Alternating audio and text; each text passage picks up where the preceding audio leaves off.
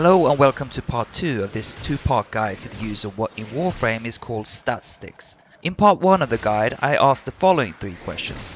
What is a Statstick? Why do we use Statsticks in Warframe? And how can we mod our Statsticks?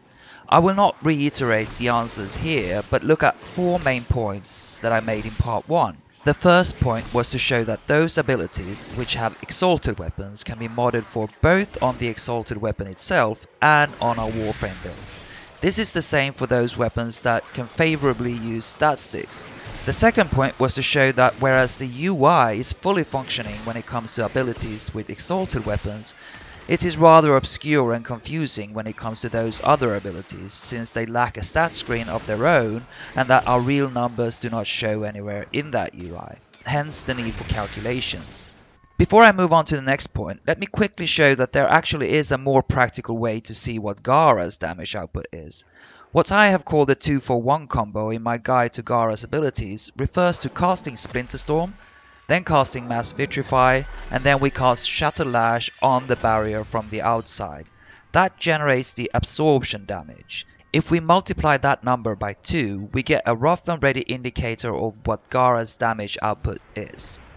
The third point was to show that when we mod for an ability, we should only use mods that enhance that ability and not the melee weapon's own stats. And the fourth point was less a point and more of a focus actually, namely the focus on the stats of these abilities. I showed a made up stat screen for Khora's Whipclaw, and the idea was obviously that such made up stat screens can be made for the other abilities as well. In this second part of the guide, I will elaborate on a few things that set Statsticks apart from Exalted Weapons, but the main aim is really that of emphasizing the various kinds of decisions and choices we have to make when we make full builds for Khora, Gara, Atlas and Wukong. The way I see it, and as I said in part 1, I believe that those choices and decisions should always be a reflection of our answer to the question, what content is this build for? I hope that I will be able to make it clear in this part of the guide why I think this is so important.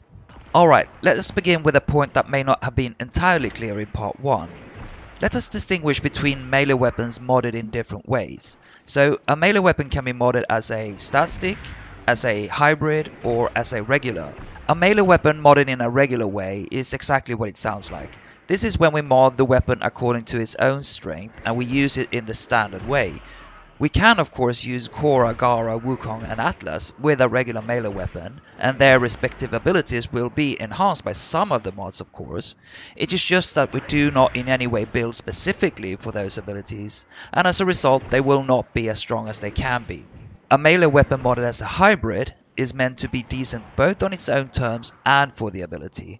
So here we want to be able to use the melee weapon both as a proper melee weapon and enhance the ability to a degree where it is apt for the content we aim to do. And then when we mod our melee weapon as a stat stick, we disregard the melee weapon's own stat and mod exclusively for the ability. This guide is of course all about stat sticks, so I will not discuss the regular or hybrid builds here. I do however think that there are some nice hybrid builds that we can use, so maybe I will make a separate video where I discuss a few of those. Gara with a hybrid Zenistar build can be a very interesting option for instance, but as I said, I will not discuss that here. But in connection with this, another thing that I do want to touch on briefly is that when we mod the melee weapon as a proper stat stick, it can definitely become pretty useless as a melee weapon for anything but low level content. So there is a price we have to pay here, and proper stat sticks do foster a kind of non-melee playstyle. This can indeed be seen as a problem, since a non-melee playstyle is not to everyone's liking. And here those warframes that do have Exalted Weapons are in a much better position, since we don't have to give up using our normal melee weapons when it comes to those warframes. Alright, with that in mind, I now want to consider a major difference between Exalted Weapons and Statsticks. This major difference is that we can use rhythms and weapon augments on Statsticks, but not on Exalted Weapons. This has all kinds of implications for how we can mod our Statsticks, and I would say that it is perhaps the most tricky aspect in all of Warframe when it comes to modding. Rivens can certainly be extremely beneficial on our statsticks, so when we consider what melee weapon to use as a statstick, a good idea is to look at weapons with a high Riven disposition. The reason for this is of course that Rivens with higher dispositions are able to achieve higher numbers on their rolls. I will not go into Riven dispositions in this video, but simply looking at the difference between the Jaw Sword with a disposition of 1.47 or 5 and the Legion with a disposition of 0.5 or 1 will clearly show the difference in what can be achieved. And since we can achieve some very high numbers on our rolls, I personally see Rivens as a key aspect to mod around. And the stats that we are looking for on a Riven are obviously those that will enhance the ability in question. And besides the stats that we see here and that we briefly talked about in part 1,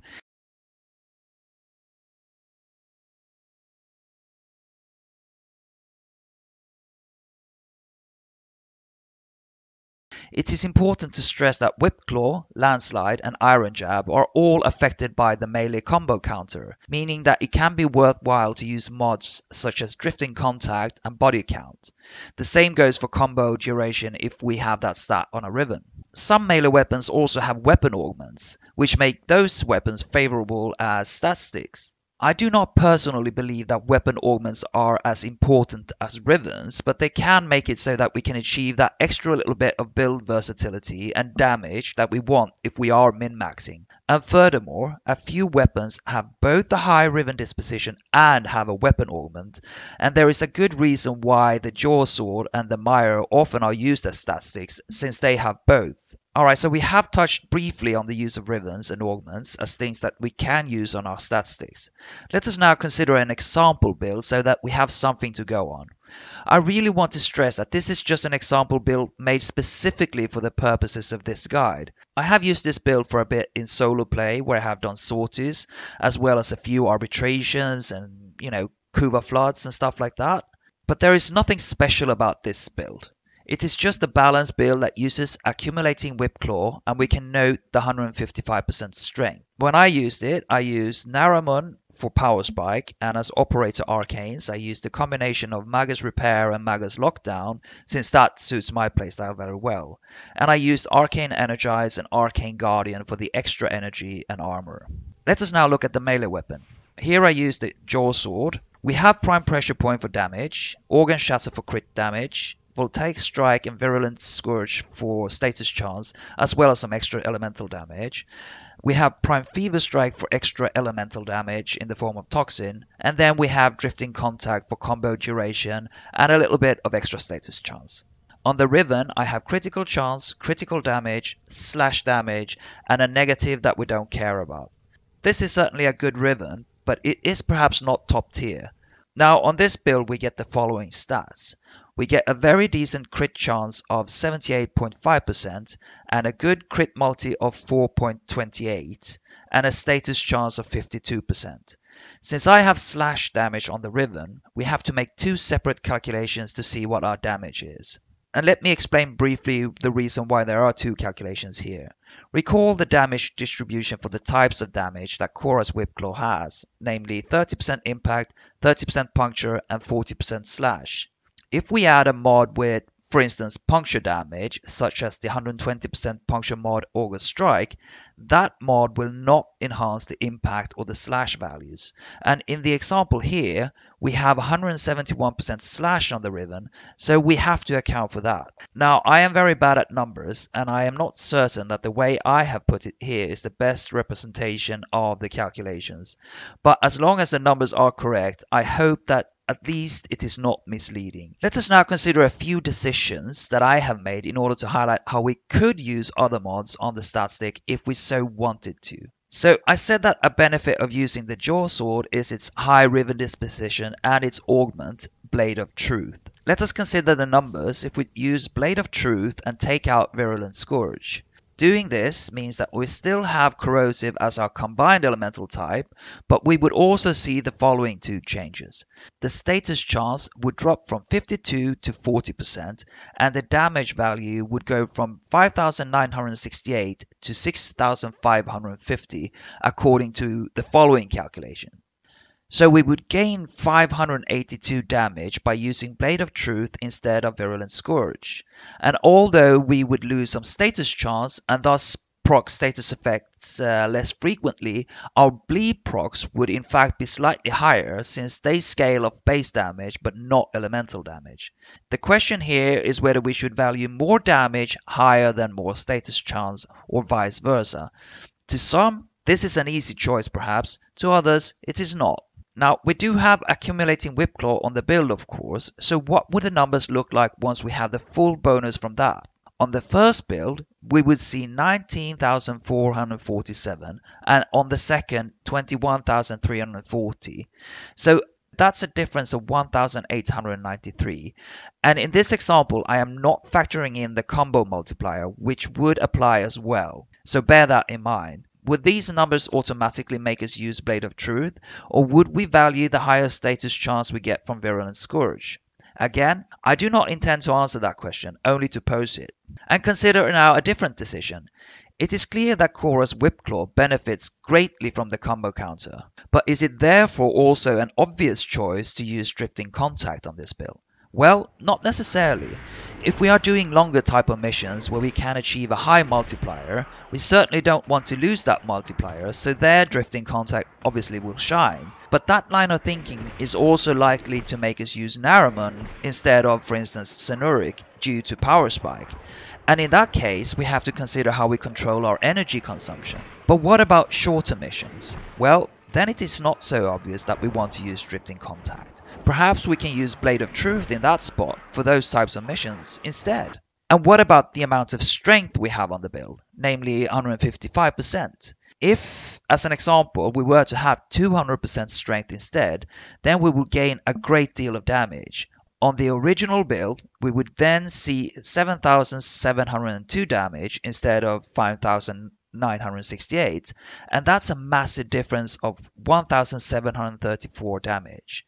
However, since accumulating Whipclaw falls into the same multiplier as strength, the diminishing returns of adding more into the same multiplier means that we would end up with 25,030 damage instead of the original build's 19,447 damage once we have the full bonus from accumulating Whipclaw.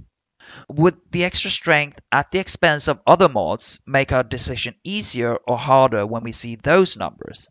There is no doubt that there are many other decisions here as well. Maybe we want more range for Strangledome at the expense of strength, but then we get less of a speed and heal buff from Venari. Or maybe we want to incorporate both Sacrificial Pressure and Sacrificial Steel to get a bit more crit chance at the expense of base damage, and so on and so forth. My point here has been that although it is relatively easy to give brief answers to the question we started out with in part 1, the actual use of Statsticks is far from straightforward. We do have to battle against the UI and we do have to make calculations if we want to know what our real numbers are, and nothing in Warframe prepares a new player for this. This is definitely an issue. But my other and perhaps more important point is again that nothing is straightforward when it comes to modding our overall builds either. I have seen it repeated almost ad nauseum how one should use the Jaw Sword or the Mire or basically get the fuck out. Well, they are certainly good choices, but I just so happen to use the Jaw Sword in the example since I happen to have a decent rhythm for it.